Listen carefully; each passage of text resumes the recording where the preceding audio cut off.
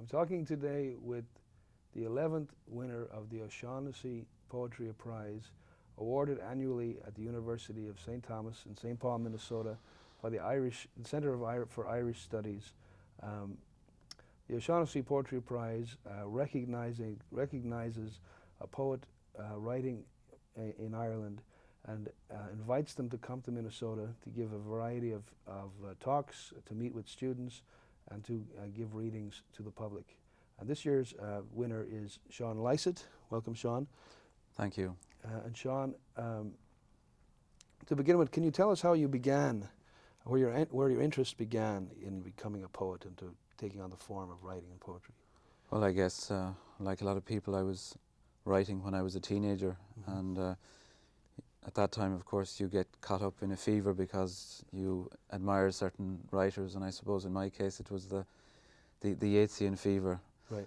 You know, so I wrote sort of sub-Yeats, or at one time as well it was kind of poems about the impossibility of writing like Yeats. Right, right. And then when I went to college and got caught up in research, I suppose I drifted away from the writing for a while. But then when I was abroad in Switzerland in the early 80s, I remember getting back to it then, right. and maybe from then on committing in a more serious and sustained way to the thing.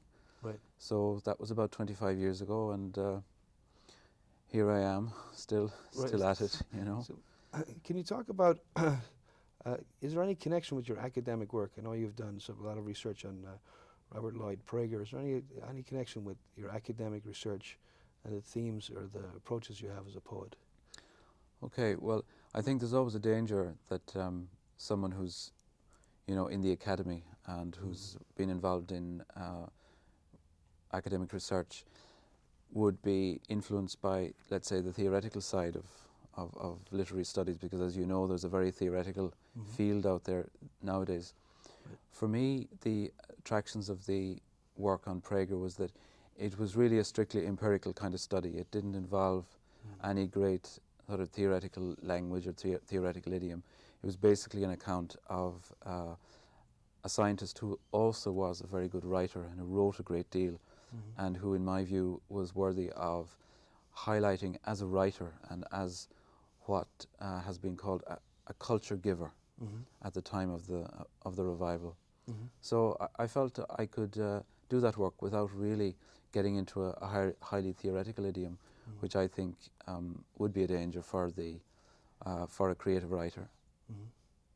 So is there a connection between the science writing of Prager and the kind of way you approached your poetry concerning the Irish landscape and the Irish nature?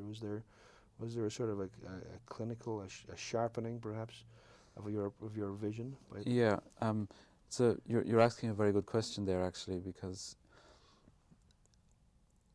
it went like that for me. As a writer setting out, I think you are aware that the language you're using has been used by a lot of other people before you. And language, words, sort of come to you carrying the freight of other users, the scars of other users, if you like. Now, one of the things about natural history, when you think of words for plants and animals and birds and so on, is that there's something precise, there's a certain sharpening of language when you take words like tormental, words like tansy, chuff, grackle, stone chat, you know, words like that. Because there's a certain precision about them, to me they tend to negotiate around those kind of older associations. And in the Irish case as well, because of the whole nationalist thing which sort of predominated in the middle of the century, that natural history side of language is not part of common recognition, or hasn't been up to relatively recently. So I used those words for bird species as the kind of titles of the poems in the first collection. And it was a way for me of trying to associate a feeling with a word for a bird species, and maybe providing a slightly fresh idiom for that. Is there you spoke about the scars of words or the associations when of language because other writers have worked in a certain idiom. Is there any particular difficulty in being a nature writer in Ireland? Is there a context there that makes it maybe more interesting or more maybe not as simple as just Ireland has beautiful landscapes, therefore naturally there would be a great tradition of nature writing? I mean, is there a complexity to it, perhaps? Well, it is something that has its own aspects. I think maybe a writer doesn't necessarily want to be simply labelled as a nature writer, Right. because that carries a limitation, in my view. Right. Now, in the Irish context, nature writing has not been mainstream. I don't think there's any doubt about that.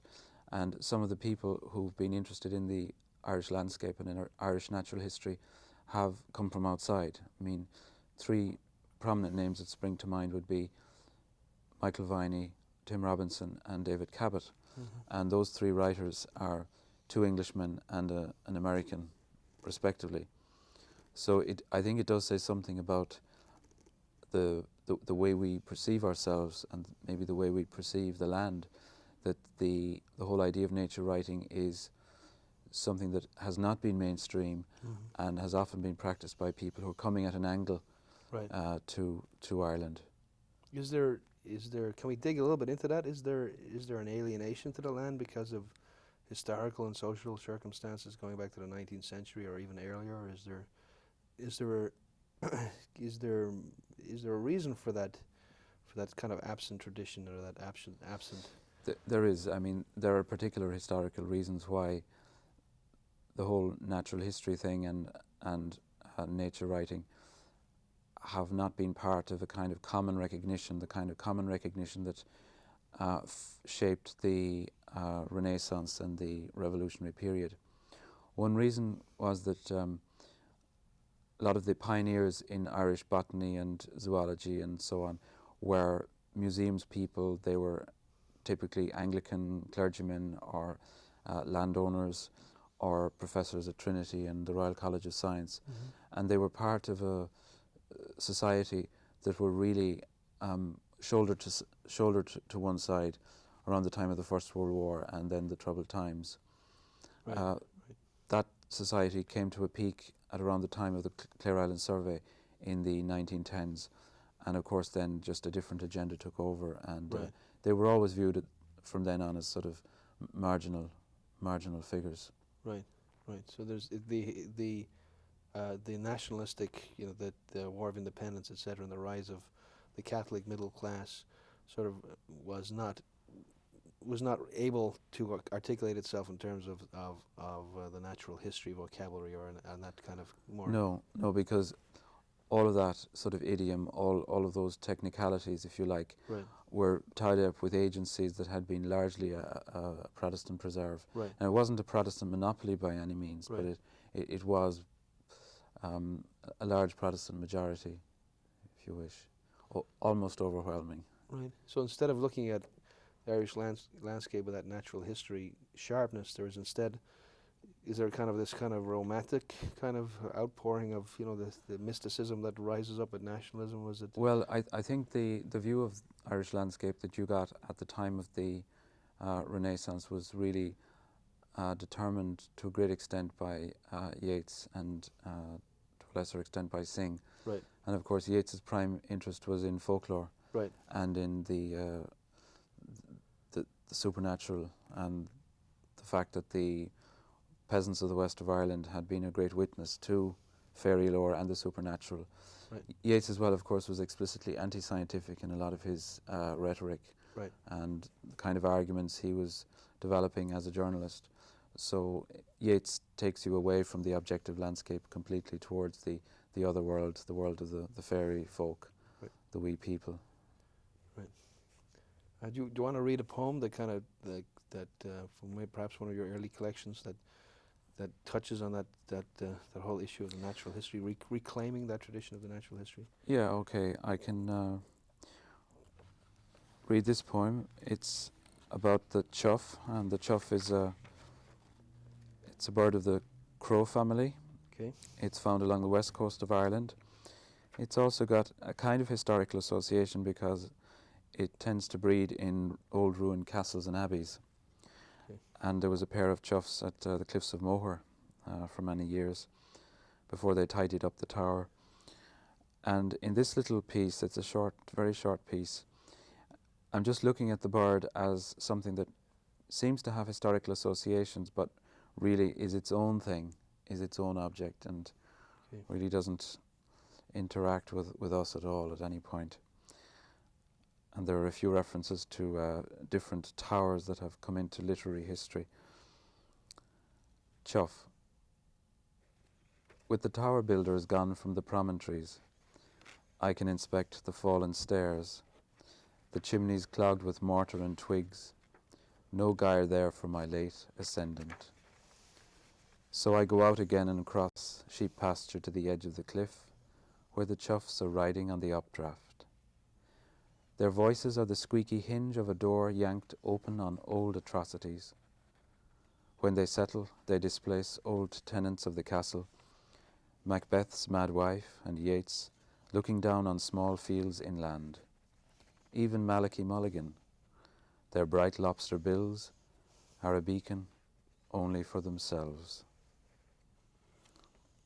So you have a reference there to Joyce's tower and the Macbeth and Yeats's tower. So, are you comfortable then, as you write your poetry, to write in an elusive way? Do you find that the bringing references to literary works helps situate? So you have both the natural history exploration going on, and then you seem to be situating it in a context of a literary sensibility. So you seem to be joining those two approaches together. Is that something that?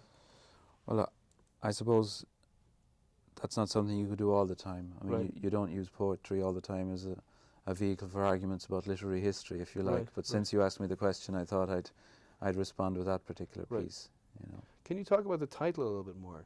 The Clare Island Survey. There's a Yeah. particular significance to that. There is. At the beginning of the collection, I actually talk about a drawing that someone sent to me. I was actually living in Germany at the time, Right. and I had been planning a trip to Clare Island, but I had to leave actually before I could manage it. But this friend of mine actually did go to Clare Island, and she sent me a little drawing of the island when I was in Germany. So I took that drawing, and that became the kind of inspiration for the sequence. Okay. So the idea was, as I've explained, that I would take a list of bird species and try to attach some piece of autobiography or some little scrap of memory or experience to each bird Right. species, and to use the bird species as a little peg that I could hang a little poem about the past on. And if I may, I'll just read the beginning of the title poem. Perfect. It just guides us into the sequence. This is just the first verse of the Clare Island Survey. I have the sketch of Clare Island in your hand. You drew the great brow in silhouette from the mainland, and scribbled gulls over a blue sound, then etched a furze bush with penciled spikes in the foreground, and in between some trees, a slate roof, and a red gable huddling together. No sooner had I left 2 years ago than you made our trip on your own to Mayo. So that really is the kind of key, or that little drawing was the key that Right. unlocked the whole thing. Right. Yeah. And is there any other context to that, to the address you're giving to the person, to the subject of the poem? Is there any other? To the meditation you're beginning there?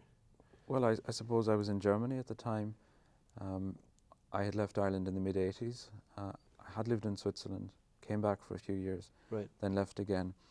And as you know, the 80s were not a great time in Ireland, and a lot of Yeah. people were leaving. Yeah. I found myself in Stuttgart in the southwest of Germany at the Right. time, And I found myself thinking about Ireland and looking back, I suppose, and there was a certain amount of homesickness, I suppose, just sharpening Right. my memories at the time. Right. So that really is where I wrote those poems. When you were in Europe and Germany and Switzerland, was it always your expectation to return to Ireland? Was that always part of your, or was it just something you were just abroad? You were waiting to see what. I think the first time I went, when I went to Switzerland just after finishing my masters, I think it was just wanting to go, Yeah. just to go abroad to find something different. Right. I had studied French at college, so going to Geneva was a way of maybe extending that interest and improving the language.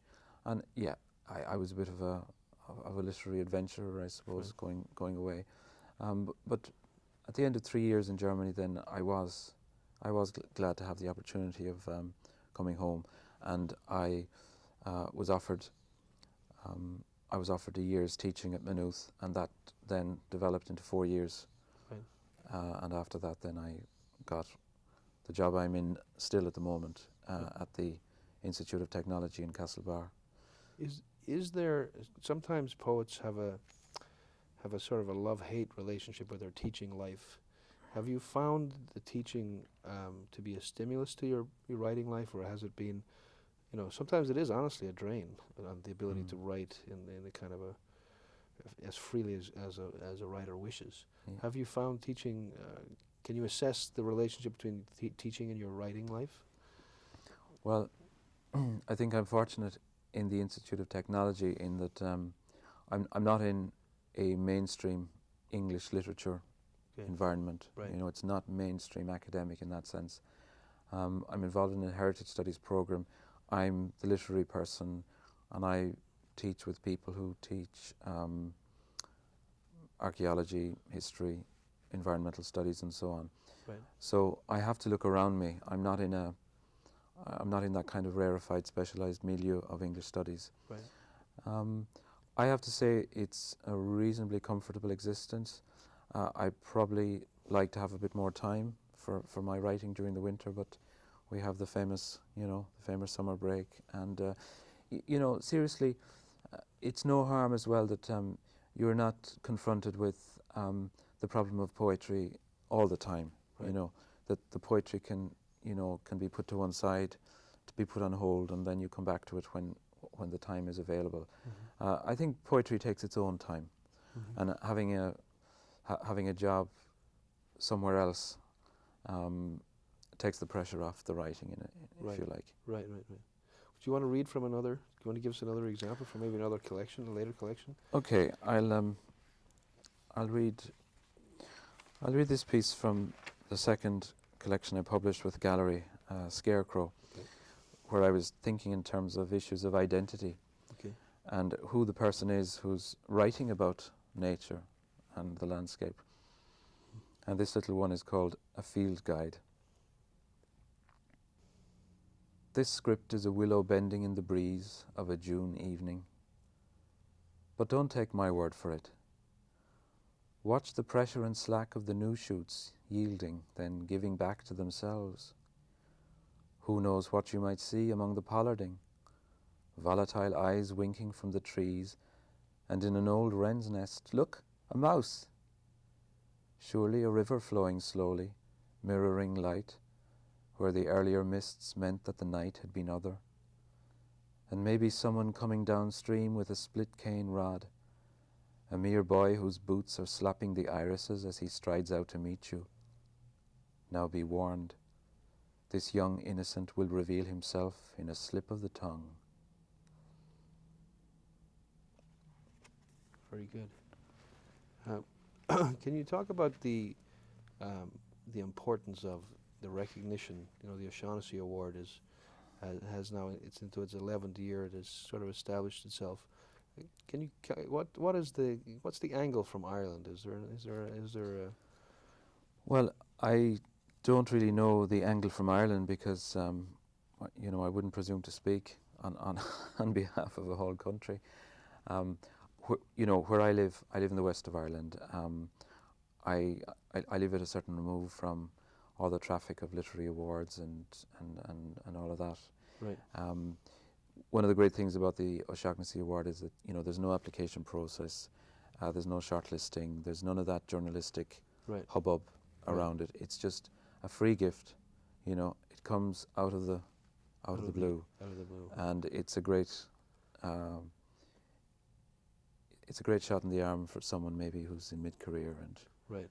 maybe who needs to be reminded of what it's all about.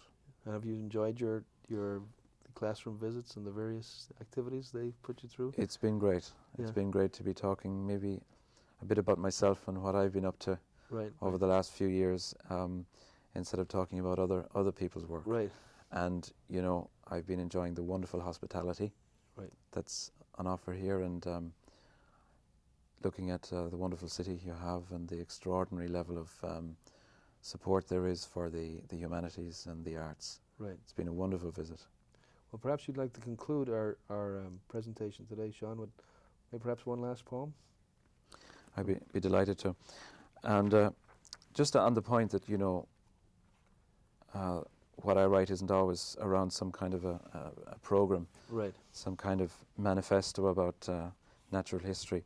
This is a short piece that came to me, and I didn't really know where I was headed. You know, sometimes with a poem, you're trying to get somewhere. Right. It's like in mathematics, you're trying to demonstrate a theorem. Right. Sometimes really, then on the other hand, a poem can be its own event, and you don't know where you're going to get to when you set out. And this poem was like that. It's about language really, and the capacity of language in any landscape to constantly do something different from what you might expect. Right. Translation without an original. One man moving among the walls of ruined houses. No war, no fire, no famine either in his speech. Just man, blethering man and stone. Oh, he has lived, of course. He built walls in his own time and drank when he was paid for them. And there was a deeper sanction. He bowed to an altar. He moved through years of bewildered feeling, but now he's perfected within his own cantankerous nature. As a man moves among the ruined walls, stone keeps its shape as stone. It's the man who won't obey. He has always something else to say. On that concluding note of having something else to say, it was my very great honor to be speaking today with Seán Lysaght, the 11th O'Shaughnessy Poetry Award awarded by the University of St. Thomas Centre for Irish Studies here in St. Paul, Minnesota. Thank you very much, Seán. And thank you very much indeed. There you go.